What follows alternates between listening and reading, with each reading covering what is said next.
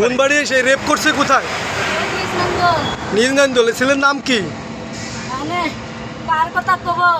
হ্যাঁ, শ্বশুরই করছে না সব ভাই দুলো ভাইতে করছে, আমি তো করতে পারতেছি না।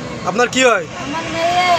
আচ্ছা, ওর মা ওই এই জায়গা নিয়ে আসছিল। হ্যাঁ, তারপর? নিয়ে এসে ধুয়ে চলে গেছে। হ্যাঁ, কে করছে এটা? ওটা বাড়ির লোকে করছে। বিষয়টা হচ্ছে আমাদের কাছে যখন আসছে তখন আমাদের কাছে মনে হয়েছে তার স্ট্রাঙ্গুলেশন আছে, গলায় দাগ আছে।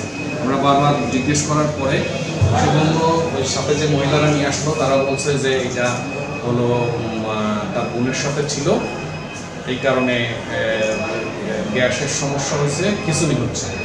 পরে আমাদের কাছে স্বীকার করে নাই, তারপরেও আমরা তাকে ভর্তি দিয়ে আমরা কনসালটেন্ট কল দিয়েছি।